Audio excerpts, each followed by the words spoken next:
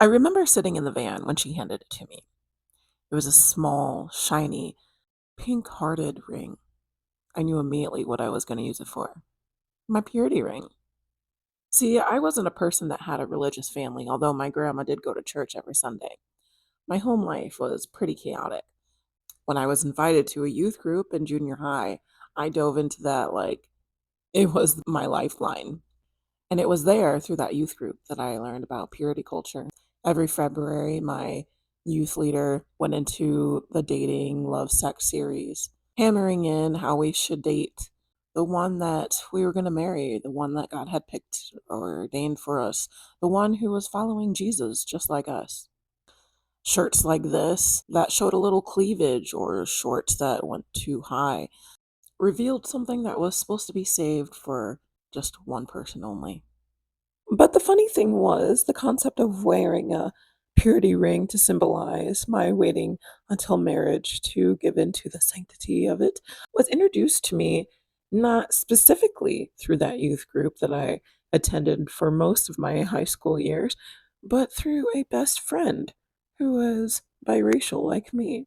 She attended another dynamic church in town who did similar teachings but was a bit more charismatic for our tastes. I find it humorous that not only is this concept indoctrinated into children, but specifically children of color. It is a means of control on so many levels. By the time I was in my 20s, I knew exactly what I wanted to do with my life other than finding a husband, and that was share the gospel. Now, as a person in my 30s who's most definitely gone through my slut era and embraced that gender, attraction, sexuality, and all that jazz is on a spectrum, I can most confidently say that teaching evangelical purity culture to teens and children is abuse. And it echoes the gospel.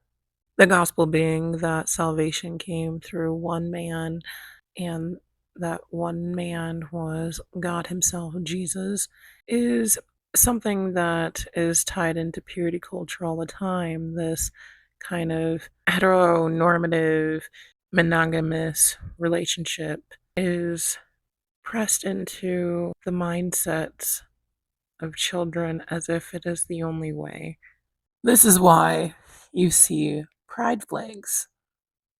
It is not to shove an agenda, it's to erase the brainwashing. Those of us who are deconstructing reclaim the rainbow that existed before Christianity and the concept of Noah's Ark and God's rainbow promise.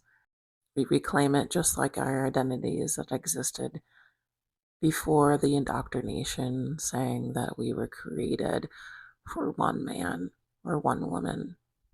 We reclaim our identities that existed before the concept of the gospel was invented.